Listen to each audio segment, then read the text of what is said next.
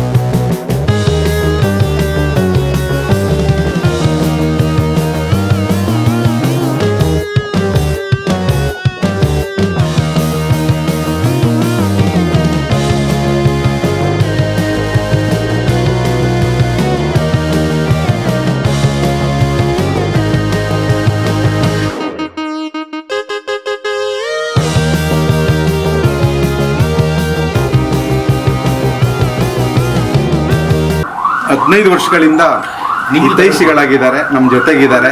ನಮ್ಮ ಗ್ರಾಮೀಣ ಕರಕುಶಲತೆಯನ್ನು ಬೆಳೆಸಲಿಕ್ಕೆ ಉಳಿಸ್ಲಿಕ್ಕೆ ಪ್ರೋತ್ಸಾಹ ಮಾಡ್ತಾ ಇದ್ದಾರೆ. ಹಾಗಾಗಿ ಮೇಡಮ್ ಅವರು ಇಂಥ ಬಿಜಿ ಶೆಡ್ಯೂಲ್ ಇದ್ರೂ ಕೂಡ ಬಂದಿದ್ದಾರೆ. ಅವರು ಅಭಿಪ್ರಾಯ ವ್ಯಕ್ತಪಡಿಸ್ತಾರೆ.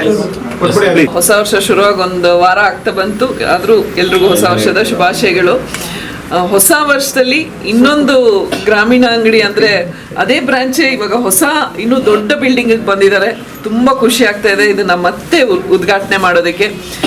ರಾಜಶೇಖರ್ ಅವ್ರಿಗೆ ಮತ್ತು ಅವರ ಇಡೀ ತಂಡಕ್ಕೆ ಅಭಿನಂದನೆಗಳು. ಆಮೇಲೆ ಅವ್ರು ಹೀಗೆ ಇನ್ನೂ ಬೆಳೀತಾ ಇರಲಿ ಅನ್ನೋದೇ ನನ್ನ ಪ್ರಾರ್ಥನೆ ದೇವರಲ್ಲಿ.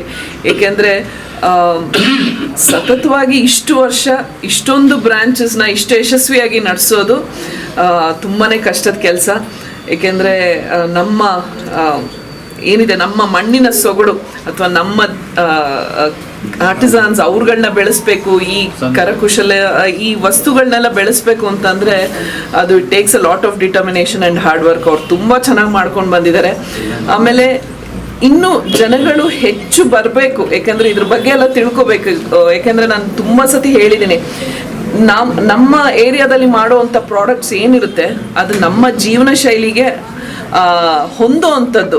ನಾವು ಅದನ್ನು ಬಿಟ್ಟು ಯಾವಾಗ ನೋಡಲಿ ಇಂಪೋರ್ಟೆಡ್ ಐಟಮ್ಸು ಅಥವಾ ಬೇರೆ ಬೇರೆ ವಸ್ತುಗಳನ್ನೇ ಕೊಂಡ್ಕೋತಾ ಇರ್ತೀವಿ. ಇದು ನಮ್ಮ ಜೀವನ ಶೈಲಿಗೆ, ನಮ್ಮ ವೆದರ್ಗೆ ಆ್ಯಂಡ್ ಎಲ್ಲದಕ್ಕಿಂತ ಹೆಚ್ಚಾಗಿ ಕಲಾವಿದರು ಈ ಕಲೆಗಳೆಲ್ಲ ಹೊರಟೋಗ್ತಾ ಇದೆ, ಕಣ್ಮರೆ ಆಗ್ತಾ ಇದೆ. ಇದನ್ನೆಲ್ಲ ಬೆಳೆಸ್ಬೇಕು. ಬರೀ ನಾವು ಯಾವಾಗಲೂ ಡಾಕ್ಟರ್ ಆಗಬೇಕು, ಇಂಜಿನಿಯರ್ ಆಗಬೇಕು ಇಂಥದ್ದನ್ನೇ ಯೋಚನೆ ಮಾಡ್ತಾ ಇರ್ತೀವಿ. ಒಂದು ಸಮಾಜದಲ್ಲಿ ಅಥವಾ ನಮ್ಮ ಪರಿಸರದಲ್ಲಿ ಒಂದು ಸಮತೋಲನ ಇರಬೇಕು ಅಂದರೆ ಎಲ್ಲ ವೃತ್ತಿಗಳಲ್ಲೂ ಎಲ್ಲರೂ ಚೆನ್ನಾಗಿ ಬೆಳಿಬೇಕು. ಆವಾಗಲೇ ಜೀವನ ಚೆನ್ನಾಗಿರೋದು. ಹೇಗೆ ನಾವು ಆಹಾರ ತಗೊಳ್ಳುವಾಗ ಎಲ್ಲ ಸಮತೋಲನವಾಗಿರಬೇಕು ಅಂತ ಯೋಚನೆ ಮಾಡ್ತೀವೋ ಅದೇ ಥರನೇ ಇದು ಎಲ್ಲ ಜೀವನಕ್ಕೆ ಬೇಕಾಗಿದ್ದು. ಜೊತೆಗೆ ಇದರಿಂದ ಎಷ್ಟೋ ಜನಕ್ಕೆ ಎಂಪ್ಲಾಯ್ಮೆಂಟ್ಸು ಇರುತ್ತೆ. And definitely we should encourage more. ನಾನು ಎಲ್ರೂ ಕೇಳ್ಕೊಳ್ಳೋದಿಷ್ಟೇ, ಬನ್ನಿ, ನೀವು ಬಂದು ನೋಡಿದಾಗ ನಿಮಗೆ ಗೊತ್ತಾಗುತ್ತೆ ಎಂಥ ನೀವು ಮನೆ ಡೆಕೋರೇಷನ್ ಐಟಮ್ಸಿಂದ ಹಿಡಿದು ನೀವು ಹಾಕೊಳ್ಳೋ ಬಟ್ಟೆ ಇರ್ಬೋದು, ತಿನ್ನೋ ಊಟ ಇರ್ಬೋದು, ಎಲ್ಲನೂ ತುಂಬ ಎಕ್ಸ್ಕ್ಲೂಸಿವ್ ಆಗಿ ಯುನೀಕ್ ಆಗಿದೆ. ಇನ್ಫ್ಯಾಕ್ಟ್ ನಾನು ಇಲ್ಲಿ ಎಂಟ್ರ್ ಆಗುವಾಗ ಅವಾಗಲಿಂದ ರಾಜಶೇಖರ್ ಅವ್ರಿಗೆ ಹೇಳ್ತಾ ಇದ್ದೆ, ಆ ಗೋಡೆ ಮಾಡಿಸಿರೋದು ಎಷ್ಟು ಚೆನ್ನಾಗಿದೆ. ನಾವು ಏನೇನೋ ಪ್ಲೈವುಡ್ ಅಂತೆ ಅದಕ್ಕೆ ಸಾವಿರಾರು ಮರ ಕತ್ತರಿಸ್ತಾರೆ, ಇಂಥದ್ದೆಲ್ಲ ಮಾಡೋದ್ರ ಬದಲು ನಮ್ಮ ಲೋಕಲ್ ಆರ್ಟಿಸನ್ಸ್ನ ಪ್ರಮೋಟ್ ಮಾಡೋಣ. ನಮ್ಮ ಮನೆಗಳು ಅಷ್ಟೇ, ಮನೆನೂ ಮನ ಎರಡೂ ಸುಂದರವಾಗಿರುತ್ತೆ ಅಂತ ಹೇಳೋದಕ್ಕೆ ಇಷ್ಟಪಡ್ತೀನಿ. ಮತ್ತೊಮ್ಮೆ ಅವ್ರಿಗೆ ಶುಭಾಶಯಗಳು. ನೀವು ಎಷ್ಟು ವರ್ಷದಿಂದ ಬರ್ತಾ ಇದ್ದೀರಿ, ಮತ್ತೆ ಏನು ವಿಶೇಷತೆ ಮೇಡಮ್ ಹೇಳಿದ್ದಾರೆ? ವಿಶೇಷತೆ ನೀವೇ ನೋಡ್ತಾ ಇದ್ದೀರಾ. ನಮ್ಮ ಲೋಕಲ್ ಟ್ಯಾಲೆಂಟ್ ಏನಿದೆ, ನಮ್ಮ ಇಡೀ ಕರ್ನಾಟಕದಲ್ಲಿ ಸಿಗೋವಂಥ ಪದಾರ್ಥಗಳು ಅಥವಾ ಆರ್ಟಿಸನ್ಸ್ ಏನು ಮಾಡ್ತಾರೆ ಅದೆಲ್ಲ ನಿಮ್ಗೆ ಇಲ್ಲಿ ಸಿಗುತ್ತೆ. ಎಲ್ಲ ವೆರೈಟಿ ಇದೆ, ಎಲ್ಲ ಯೂಸರ್ ಫ್ರೆಂಡ್ಲಿ, ಎನ್ವೈರ್ಮೆಂಟ್ ಫ್ರೆಂಡ್ಲಿ, ಅದು ಮುಖ್ಯ. ನಮಗೆ ಮೊದಲನೇದಾಗಿ ಪ್ರಸಿದ್ಧ ಚಲನಚಿತ್ರ ಕಲಾವಿದರು ನಮ್ಮ ಗ್ರಾಮೀಣ, ನಾನು ಮೊದಲಿಂದ ಶುರು ಮಾಡ್ತೀನಿ, ಗ್ರಾಮೀಣ ಕರಕುಶಲ ಉದ್ಯಮದ ಘಟಕವಾದಂತಹ ಗ್ರಾಮೀಣ ಅಂಗಡಿಯ ಪೋಷಕರು, ಹಿತೈಷಿಗಳು ಸುಧಾರಣೆ ಮೇಡಮ್ ಅವರು. ಯಾಕೆ ಈ ಮಾತು ಹೇಳ್ತಾ ಇದ್ದೀನಿ ಅಂತ ಹೇಳಿದ್ರೆ ಬಂಧುಗಳೇ, ಈ ಜಾಗತೀಕರಣ ಯುಗದಲ್ಲಿ, ಈ ಗ್ಲೋಬಲೈಸೇಷನ್ನ ಯುಗದಲ್ಲಿ ನಮ್ಮ ತನವನ್ನು ಉಳಿಸ್ಕೋಬೇಕು ಅಂತ ಹೇಳಿದ್ರೆ, ನಮ್ಮ ಪರಂಪರೆಯನ್ನು ಉಳಿಸ್ಕೋಬೇಕು ಅಂತ ಹೇಳಿದ್ರೆ, ಸಮಾಜದಲ್ಲಿ ಹೆಸರಾಗಿರ್ತಕ್ಕಂಥ ಪ್ರಸಿದ್ಧ ಸಾಂಸ್ಕೃತಿಕವಾಗಿ ಹೆಸರು ಮಾಡಿರ್ತಕ್ಕಂಥ ಇಂತಹ ನಟರು, ಕಲಾವಿದರು ನಮ್ಮಂತಹ ಗ್ರಾಮೀಣ ಸೊಗಡನ್ನು, ಗ್ರಾಮೀಣ ಪರಂಪರೆಯನ್ನು, ಗ್ರಾಮೀಣ ಕರಕುಶಲತೆಯನ್ನು ಎಲ್ಲದಕ್ಕಿಂತ ಮುಖ್ಯವಾಗಿ ಅನ್ನದಾತ ರೈತರ ಬೆಂಬಲವಾಗಿ ನಿಂತು ಅವ್ರು ನಮ್ಮ ಜೊತೆಗೆ ಬಂದಿದ್ದಾರೆ. ನಾನು ನಮ್ಮ ಕರ್ನಾಟಕ ರಾಜ್ಯದ ಕರಕುಶಲ ಕರ್ಮಿಗಳು ಮತ್ತು ಕೈಮಗ್ಗ ನೇಕಾರರೇನಿದ್ದಾರೆ ಅವ್ರ ಪರವಾಗಿ ನಾನು ಮೊದಲನೇದಾಗಿ ಸುಧಾರಣೆ ಮೇಡಮ್ ಅವ್ರಿಗೆ ಅಭಿನಂದನೆಗಳನ್ನ ಸಲ್ಲಿಸ್ತಾ ಇದ್ದೀನಿ ಬಂಧುಗಳೇ. ಇನ್ನು ಎರಡನೇದಾಗಿ ನಮ್ಮ ಗ್ರಾಮೀಣ ಕರಕುಶಲ ಉದ್ಯಮ ನಮ್ಮ ಬೆಂಗಳೂರು ನಗರದಲ್ಲಿ ಏನಾದರೂ ಗುರುತು ಮಾಡಿದರೆ ಅದಕ್ಕೆ ಮುಖ್ಯವಾದ ಕಾರಣ ನನ್ನ ಜೊತೆಗೆಲ್ಲೇ ನಿಂತಿದ್ದಾರೆ ನೋಡಿ, ಇವರು MD ಮ್ಯಾಥ್ಯೂ ಅಂತ ಲಾವಂಚ ಕರಕುಶಲ ಕರ್ಮಿಗಳು, ಅಂತಾರಾಷ್ಟ್ರೀಯ ಮಟ್ಟದಲ್ಲಿ ಹೆಸರು ಮಾಡಿರ್ತಕ್ಕಂಥವ್ರು. ಇವರು ಕೈಮಗ್ಗ ನೇಕಾರರು, ಗುಲ್ಬರ್ಗಾಯಿಂದ ಬಂದಿದ್ದಾರೆ. ಅಂದರೆ ಒಂದು ಕಡೆ ನಾವು ಇಂತಹ ಪ್ರಸಿದ್ಧ ಕಲಾವಿದರು ನಮ್ಮ ಜೊತೆಗಿದ್ದಾರೆ, ನಮ್ಮ ಜೊತೆಗೆ ಅಂದರೆ ನಮ್ಮ ಕರಕುಶಲ ಕರ್ಮಿಗಳ ಜೊತೆಗೆ. ಇಂತಹ ಸೌಭಾಗ್ಯ ಬೇರೆ ಯಾರಿಗೆ ಸಿಗುತ್ತೆ, ಎಲ್ಲಿ ಸಿಗುತ್ತೆ? ನಿಮಗೆಲ್ಲ ಗೊತ್ತೇ ಇದೆ. ಇದು ಇವತ್ತಿನ ಈ ಜಾಗತಿಕ ಯುಗದಲ್ಲಿ ದೊಡ್ಡ ದೊಡ್ಡ ಕಾರ್ಪೊರೇಟ್ ಕಂಪ್ನಿಗಳು ದಾಳಿ ಇಟ್ಟಿರುವಾಗ, ಜೊಮ್ಯಾಟೊ ಬೇರೆ ಬೇರೆ ರೀತಿಯ ಮಾರ್ಕೆಟ್ ನಿಮಗೆಲ್ಲ ಗೊತ್ತಿದೆ. ಇಂತಹ ಸಂದರ್ಭದಲ್ಲಿ ಜಯನಗರದಲ್ಲಿ ಇಂತಹ ಒಂದು ಅಂಗಡಿಯನ್ನು ಬೆಳೆಸ್ಕೊಳ್ಳೋಕ್ಕೆ ಮೂಲ ಕಾರಣ ಇಂತಹ ಕಲಾವಿದರು. ಹಾಗಾಗಿ ನಾನು ಮತ್ತೊಮ್ಮೆ ಅವ್ರಿಗೆ ಅಭಿನಂದನೆ ಸಲ್ಲಿಸ್ತೀನಿ ಬಂಧುಗಳೇ. ಎರಡನೇದಾಗಿ ನಮಗೆ ಪ್ರಸನ್ನ ಅಂತ ನೀವೆಲ್ಲ ಕೇಳಿರಬೇಕು, ಗ್ರಾಮೋದ್ಯೋಗ ದೊಡ್ಡ ಮಟ್ಟದಲ್ಲಿ ದೇಸಿ ಅಂತೇಳಿ ಸಂಸ್ಥೆ ಇಟ್ಕೊಂಡು ನಡೆಸ್ಕೊಡ್ತಿದ್ದಾರೆ. ಅವರು ನಮಗೆ ಮಾರ್ಗದರ್ಶಕರು. ಗ್ರಾಮ ಉಳಿದ್ರೆ ನಗರಗಳು ಉಳಿಯೋದು. ಹಾಗಾಗಿ ಗ್ರಾಮೋದ್ಯೋಗ ಉಳಿಬೇಕು ಅಂತೇಳಿ ಅವರು ನಮಗೆ ಮಾರ್ಗದರ್ಶಕರಾಗಿದ್ದರು. ಅದರ ಆಧಾರದಲ್ಲಿ ನಾವು ಇವತ್ತಿನ ನಡೆಸ್ಕೊಂಡು ಬರ್ತಾ ಇದ್ದೀವಿ. ಈ ಗ್ರಾಮೀಣ ಕರಕುಶಲ ಉದ್ಯಮ ಸಾವಯವ ಆಹಾರ ಪದಾರ್ಥಗಳನ್ನ ಬೆಳೀತಕ್ಕಂಥ ರೈತರು ಮತ್ತು ಕರಕುಶಲ ಕರ್ಮಿಗಳು ಒಟ್ಟಾಗಿ ಒಂದಾಗಿ ಕಟ್ಕೊಂಡಿರ್ತಕ್ಕಂಥ ಸಂಸ್ಥೆ ಇದು. ನೇರವಾಗಿ ಯಾರೆಲ್ಲ ಕರಕುಶಲ ಕರ್ಮಿಗಳಿದ್ದಾರೆ ಅವರ ವಸ್ತುಗಳನ್ನ ಇಲ್ಲಿ ತಂದು ಆದಷ್ಟು ಮಧ್ಯವರ್ತಿಗಳನ್ನು ದೂರ ಮಾಡಿ ನಾವು ಇದನ್ನು ನಡ್ಸ್ಕೊಂಡು ಬರ್ತಾ ಇದ್ದೀವಿ. 25 ವರ್ಷಗಳಿಂದ ಇದು ನಡ್ಸ್ಕೊಂಡು ಬರ್ತಾ ಇದ್ದೀವಿ.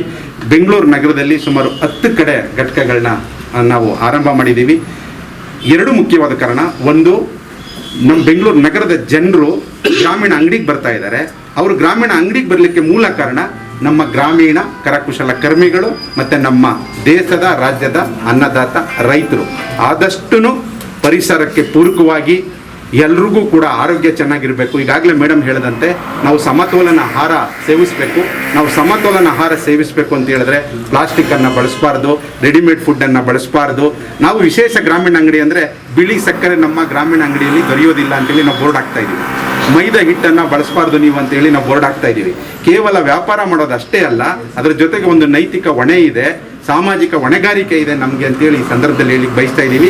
ಕೇವಲ ನಮ್ಮ ಕರಕುಶಲ ವಸ್ತುಗಳು ಸಾವಯವ ಆಹಾರ ಧಾನ್ಯಗಳು ಮಾಡೋದು ಅಷ್ಟೇ ಅಲ್ಲ, ಜೊತೆಗೆ ನಮ್ಮ ನಾಗರಿಕರಿಗೆ ಜಾಗೃತಿಯನ್ನು ಮೂಡಿಸೋದು ಕೂಡ ನಮ್ಮ ಗ್ರಾಮೀಣ ಕರಕುಶಲ ಉದ್ಯಮದ ಜವಾಬ್ದಾರಿಯಾಗಿದೆ. ಇದು ಯಶಸ್ವಿ ಮಾಡಲಿಕ್ಕೆ ನಮ್ಮ ಬೆಂಗಳೂರು ನಗರದ ಕನ್ನಡ ನಾಡಿನ ಜನರು ಕೂಡ ಕಾರಣರು. ಅದ್ರ ಜೊತೆಗೆ ಹಗಲಿರುಳು ನಮ್ಮ ಗ್ರಾಮೀಣ ಅಂಗಡಿಯಲ್ಲಿ ಇವತ್ತು ನಾವೇನಾದರೂ ಈ ರೀತಿ ಗ್ರಾಮೀಣ ಸಂಸ್ಥೆ, ಗ್ರಾಮೀಣ ಅಂಗಡಿ ಈ ರೀತಿ ಗುರುತು ಮಾಡಬೇಕು ಅಂದರೆ ಮೂಲ ಕಾರಣ ಗ್ರಾಮೀಣ ಬಳಗದ ಸಂಗಾತಿಗಳು ಹಗಲು ಇರುಳು ಕೆಲಸ ಮಾಡಿದ್ದಾರೆ. ಕ್ರೆಡಿಟ್ಸ್ ಎಲ್ಲ ಅವ್ರಿಗೆ ಹೋಗುತ್ತೆ. ಹಾಗಾಗಿ ಇದು ಯಾರೋ ಒಬ್ಬರು ಇಬ್ಬರದಲ್ಲ, ನಾವೆಲ್ಲರೂ ಸೇರಿ ತಂಡವಾಗಿ ಮಾಡ್ತಾ ಇದ್ದೀವಿ. ಅದರಿಂದ ಮೇಡಮ್ ಅವ್ರು ನಮ್ಮ ಜೊತೆಗಿದ್ದಾರೆ. ತುಂಬ ಸಂತೋಷ ಆಗುತ್ತೆ. ಇಂತಹ ಒಂದು ಗ್ರಾಮೀಣ ಕಲಾವಿದರ ಪರಂಪರೆಯನ್ನು ಉಳಿಸ್ಲಿಕ್ಕೆ ಬೆಳೆಸಲಿಕ್ಕೆ ಬೆನ್ನೆಲುಬಾಗಿ ಬಂದಿದ್ದಾರೆ ಮೇಡಮ್. ಹಾಗಾಗಿ ಮತ್ತೊಮ್ಮೆ ನಮ್ಮ ಕರ್ನಾಟಕ ರಾಜ್ಯದ ದೇಶದ ಗ್ರಾಮೀಣ ಕರಕುಶಲ ಕರ್ಮಿಗಳ ಪರವಾಗಿ, ಕೈಮಗ್ಗ ನೇಕಾರರ ಪರವಾಗಿ, ಸಾವಯವ ರೈತರು ಆಹಾರ ಏನು ತಯಾರು ಮಾಡ್ತಾರೆ ಅವ್ರ ಪರವಾಗಿ ನಾನು ಅಭಿನಂದನೆಗಳನ್ನ ಸಲ್ಲಿಸ್ತೀನಿ. ದಯವಿಟ್ಟು ನಾನು ಮನವಿ ಮಾಡ್ತಾ ಇದ್ದೀನಿ, ಸಂಕ್ರಾಂತಿ ಹಬ್ಬಕ್ಕೆ ನಮ್ಮ ನೇಕಾರರು ರಿಯಾಯಿತಿ ದರದಲ್ಲಿ ಕೊಡ್ತಾ ಇದ್ದಾರೆ, ಎಲ್ಲವನ್ನೂ ರಿಯಾಯಿತಿ ದರದಲ್ಲಿ ಕೊಡಬೇಕು ಅಂತ ಮಾಡಿದ್ದಾರೆ. ಹಾಗಾಗಿ ನೀವು ಕೂಡ ಸಹಕರಿಸಿ. ನಮ್ಮ ಬೆಂಗಳೂರು ನಗರದ ಜನರು ನಮ್ಮ ಮೇಡಮ್ ಹೇಳ್ದಂಗೆ ನಮ್ಮಂಥ ಗ್ರಾಮೀಣ ಅಂಗಡಿಗಳಿಗೆ ಬರಲಿಕ್ಕೆ ಸಾಧ್ಯ ಆಗಲಿ. ಕಾರ್ಪೊರೇಟ್ ಕಂಪ್ನಿಗಳ ಮಧ್ಯೆ ನಮ್ಮಂತಹ ಗ್ರಾಮೀಣ ಉದ್ಯಮಗಳು ಕೂಡ ಬೆಳೀಲಿ ಅಂತ ನಾನು ಈ ಸಂದರ್ಭದಲ್ಲಿ ಹೇಳಲಿಕ್ಕೆ ಬಯಸ್ತೀನಿ.